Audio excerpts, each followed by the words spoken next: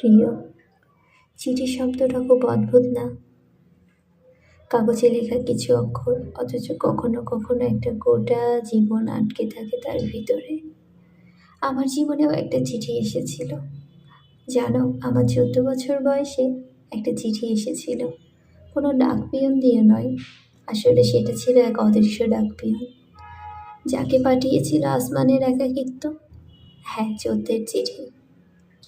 তুমি এসেছিলে আমার জীবনের এক চিঠির মতো, ধীরে ধীরে খুলে পড়ার মতো, শব্দ শব্দে রহস্যময়, লাইন লাইন জুড়ে কাঁপন জাগানো। আমি বুঝিনি তখন এই আগমনের মধ্যেই লুকিয়ে আছে আমার পৃথিবী বদলে দেওয়ার বার্তা। তুমি ছিলে এক টুকরো সূর্যলোক, আমার মেঘ ঢাকা জীবনের কোনো এক কোণায় আলোর মতো নেমে এসেছিলে। তোমাকে দেখে প্রথম যে অনুভবটা হয়েছিল, সেটা কোনো প্রেমিক কবি লিখে বোঝাতে পারবে না। তুমি তখন ছিলে শুধু চিঠি, অর্ধপ্রান্ত, অপরিচিত, অথচ অন্তরে কোথাও যেন চেনা চেনা।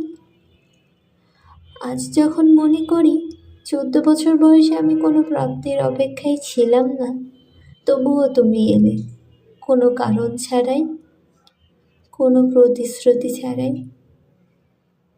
তবুও আমার জীবনের সবচেয়ে গুরুত্বপূর্ণ কারণ হয়ে উঠলে, ঠিক যেন আল্লাহর পক্ষ থেকে পাঠানো কোনো এক বিশেষ চিঠি, যার উত্তর আমৃত্যু দিয়ে যেতেও দ্বিধা করব না।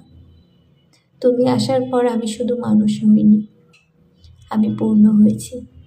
ভুলগুলো শিখেছি, অপেক্ষাগুলো বুঝেছি, ভালোবাসা কাকে বলে সেটা অনুভব করেছি। তুমি এখনো জানো না, তোমার চোখে চোখ পড়লে আমার ভিতরে সব শব্দ কাঁপতে থাকে।